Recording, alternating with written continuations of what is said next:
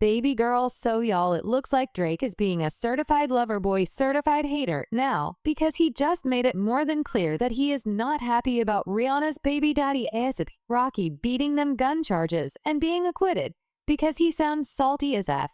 Almost like he wanted Rocky to be sent to jail. Now, everybody knows that Drake has had his issues with both Rocky and Rihanna. But it goes deeper than that, because he's now claiming that Jay-Z allegedly pulled some strings to get Rocky off the charges as a favor to Rihanna, who is signed to Roc Nation. And this is not the first time that Jay-Z has been accused of interfering in legal procedures for his artist. And Drake is crashing out big time like this because his infatuation with Rihanna has been no secret. His feelings for her have been on display for years. If there's one undeniable truth, is that he never truly moved on after she ended things with him. And the irony of this is that he was the one who messed up by cheating in the first place. But for a while it seemed like Drake was living in a world where Rihanna was the sun, and he was just orbiting around her. Well, his admiration wasn't subtle, because it practically defined his entire persona. For a period of time, fans speculated that he had finally escaped the infamous friend zone. But then reality hit, and it hit hard. The turning point came during what should have been a prestigious Video Vanguard Award, and instead of keeping it professional, he took the opportunity to pour his heart out in front of the entire world. He was gushing about loving her since he was 22. Making it painfully clear that his feelings hadn't faded. Then, as if the grand declaration wasn't enough, he leaned in for what assumed could be a romantic kiss, a picture-perfect moment displayed for the world to see. But Rihanna was not having it. With one swift, swerving move, she effortlessly dodged him, delivering one of the most unforgettable curve moments in award show history. The second-hand embarrassment. But believe it or not, that infamous VMA curve wasn't the end of Drake and Rihanna's story. It was Drake's other high-profile relationships. This one stayed mostly under wraps. They weren't splashing their love all over social media or hitting every red carpet together, which only added to the unfortunately. The low-key nature of their relationship meant that when things ended, there wasn't much concrete receipts to go by, just endless speculation. But one thing became crystal clear: Drake was the one who dropped the ball. And not in a small way. Bri didn't just suddenly confirm the breakup, she made it clear that they weren't even on friendly terms anymore. If there's one thing that we all know about Miss Ri, when she decides she's done, that's it. No second chances, no take-backs, only lingering indifference. It is what it is. Well, Drake might have kept quiet at first, but he eventually aired out his own mess on Certified Lover Boy on the track Effing Fans. He dropped the line, "You said I was effing up when I was out her fing fans, and it made you look crazy." And just like that, the puzzle pieces clicked into place. Dance instantly caught on. Drake was basically admitting that he fumbled the bag big time by cheating on Rihanna. The backlash was immediate and brutal, and social media had a field day dragging him for filth. The audacity of him, after years of chasing Rihanna, publicly professing his love and making it seem like she was the one playing hard to get, he turned around and messed it all up. The hypocrisy was mean that he wasn't going to be nasty about it, because he kept coming for her and his music in the song Fay Heights. He said, "Why they make it sound like I'm still hung up on you? That could never be. Girl can't run me. Better him than me. Better. It's not me. I'm anti, yeah. The any was average with you, yeah. I'm anti, cause I had it with you." And it looks like he was throwing shots at Acid for being too blinded in love with Rihanna. He says, "Okay, I'm Annie like your daddy's sister, auntie, like a family picture. Anna Hadway better be in you, TBH, yeah. That man, he's still with you. He can't leave you. Y'all go on vacation, but it's Antica." So yeah, at this point, it's safe to say that Drake isn't exactly a fan of Rihanna and her raised back to a wild incident in November 2021 that escalated fast. It all went down between him and ASAP Rocky, a former close associate of ASAP Mob crew. A lot of people thought that Rocky was going to be found guilty for sure, but the jury found him not guilty. And girl, the way he jumped at Rihanna after the verdict, he said, "Move, lady." It was like he was trying to make baby number 3 right then and there on the bench. Court, County of Los Angeles. People of the State of California versus Joaquin Mayers. Case number BA 508142-01. We, the jury in the above entitled action, find the defendant, Joaquin Mayers, not guilty of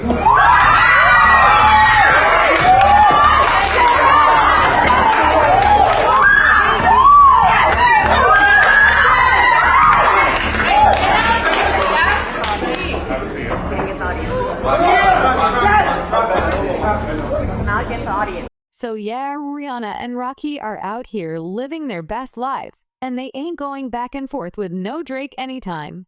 And it's getting under Drake's skin. A word in the streets is that he blames Jay-Z for the acquit, claiming that Jay-Z allegedly pulled some strings to get Rocky off as a favor Ofen, who is still affiliated with Roc Nation. Well, Drake and Jay-Z have had a low-key beef for a while now, and there have even been rumors that Jay-Z has allegedly been the one pushing Kendrick's beef against Drake as some sort of retribution against him. But if you're wondering why Jay-Z and Drake don't see eye to eye, well, let's rewind a little bit to the early 2000s for some backstory when Drake dropped his So Far Gone mix Blueprint 3's track off that. Now Drake was only on the hook. But for a newcomer trying to break into the industry, getting that kind of recognition from Mo was a big deal.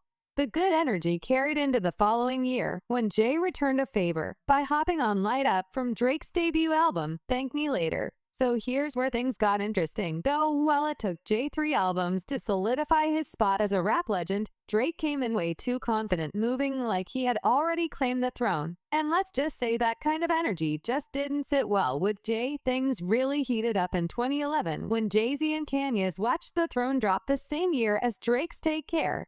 And Drake threw his for the take and Watch Me Take It. Then Birdman decided to fan the flames by jumping in and back in Drake's camp. During an interview with Tropical TV, he boldly claimed Lil Wayne was leagues ahead of Jay-Z as an MC, saying, "I don't think Jay-Z is the #1 MC. In no kind of way." B-Man told Tropical TV, "Wayne's the best, he do the most, and he make the most money. I don't think no man in the business make more money than us. How can you be the best if you don't make the most money and you don't do the most lyrically? Come on, man, be for real. Can't nobody F for Wayne. If you #1 and you ain't getting no money, it don't mean nothing." By 2012, tensions had definitely escalated, and Jay fired back with a pointed jab. "Really, half a billy? You got baby money. Keep it real. They ain't got my lady money." That line, a not so subtle dig at Birdman. Baby's wealth compared to Jay-Z's. Lil Wayne wasted no time clapping back either. He turned Jay's diss into a full-blown threat on its good rapping, talking about "my baby money. I got your baby money. Kidnap your B. Get that? How much you love your lady money." Yeah, things got real fast. And of course, Drake couldn't sit this one out. He added his own SLCK commentary on the same track, throwing shade with "Please pardon my brother, he's just angry at you, who don't have your heart and your rap is, and got too effing comfy." Interesting, by 2014 Drake has had a change of heart. In a Rolling Stone interview, he actually admitted that Watch the Throne pushed him creatively. Not only did he praise the album, but he even credited as an inspiration for one of his biggest hits. "Started from the bottom, now here." And after that, things seemed to settle down, at least on the surface. By 2013, Drake and Jay-Z were back on decent terms, professionally speaking, and they even linked up for a pound cake and Paris Morton music to a track that ended up on Drake's album Nothing Was the Same. But here's the twist: Jay-Z originally intended to keep that song for himself and include it on Magna Carta Holy Grail, which also dropped that year. Was the same dropped, he reignited the drama by drawing some fresh shade at Jay-Z. During a Rolling Stone interview, Drake took a swipe at Ho tendency to name drop fine art in his tracks, saying "It's like H can't drop bars these days without at least 4 art references I love to collect at some point.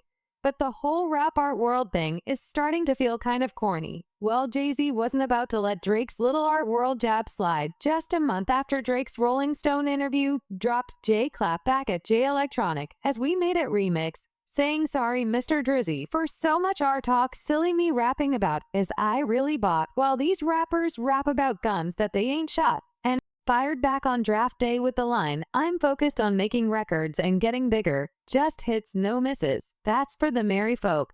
So yeah, these two definitely don't like each other. And when you add in Drake's beef with Rihanna and Rocky, well, I guess y'all can see where this is going, because Drake is now claiming that Jay-Z allegedly pulled strings to get Rocky off. Now, this isn't the first time that Jay-Z has been accused of allegedly meddling in proceedings for his artist benefits, like allegedly the Tory Lanez versus Mag Thee Stallion situation. Now, this is the touchy subject, but Tor's dad, who had been outspoken throughout the entire trial, wasted no time sounding off outside the courthouse in a fire. Stood here in this Los Angeles County and witnessed the worst miscarriage of justice that this world has ever seen. You want to know how I feel? I'll tell you exactly how I feel. I got some names that I want to call. Alex Spiro, Desiree Perez, and the whole wicked system of Rock Nation, including you, Jay-Z. Yes. You who say you rose from the gutter, but you have traded and bartered the souls of young men, and you're still doing it. The only independent witness in this courtroom is a man whose name is Sean Kelly. He came to court, and our attorneys, he would not even shake their hand after he went upstairs with Kathy Ta and Alex Bott. They met on Saturday before. They met with our witness. And then the man... Tor's dad wasn't done, yet he doubled down, taking his accusations even further. This time, he claimed that Jay-Z had allegedly bought off an independent witness named Sean Kelly. According to him, Kelly's whole demeanor shifted after meeting the people from RCK Nation. Initially, Kelly's testimony had seemed to support Tor's side of the story. But after those alleged meetings, his stance reportedly changed. Tor's dad strongly implied that Kelly had been influenced or even paid off to switch up his narrative. It was a bold accusation that only fueled the growing conspiracy theory that Jay-Z and Rock Nation had somehow manipulated the case behind the scenes. But with tensions already high, Tor camp... The only independent witness in this courtroom is a man whose name is Sean Kelly. He came to court, and our attorneys, he would not even shake their hand after he went upstairs with Kathy Ta and Alex Bott. They met on Saturday before. They met They on Saturday. met with our witness. Night. But to make things even messier, Tor's team dug up old footage where he himself claimed that someone from Rock Nation had threatened him. According to Tor, he was warned to stay quiet and not speak about the case. And this revelation only added another layer to the already wild conspiracy swirling around. If what Tori said was true, it wouldn't just mean that Jay-Z was allegedly pulling strings behind the scenes. It would also suggest that intimidation tactics were being used to control the narrative. I get a call from Rock Nation that says, yo, we heard you're gonna make a statement about what happened, and it'd be in your best interest if you don't make that statement. Well, Jay-Z was also accused of killing Nicki Minaj's documentary because it would have exposed Meek Mill for being violent with her when they were dating at the time Meek was signed to Rock Nation. There's been some talk that Rock Nation allegedly stepped in to keep Nicki quiet to protect Meek. Word it is that Nicki wanted to talk about it in a documentary, and Rock Nation supposedly stepped in and shut the whole thing down. When my mother would let my father be violent with her, and she always brings up the story as a little girl, I would stand in front of my mother and go like this. And I vowed, like, that's why I'm, like, maybe some people would describe me as abrasive or bitchy or whatever, because I vowed from that age, no man would ever abuse me, call me out my name, treat me like that. And then all of a sudden, that was my life. So yeah, Drake is allegedly pushing this new agenda. And as wild as it sounds, there is something interesting. According to one of the jurors in the case, most of the jurors involved believed that Rocky was guilty. But for some reason, they still voted not guilty during the trial. The prosecution argued that Rocky fired at Rihanna during the November 2021 altercation, while the rapper's defense countered, claiming the weapon in question was merely a prop gun used for security purposes.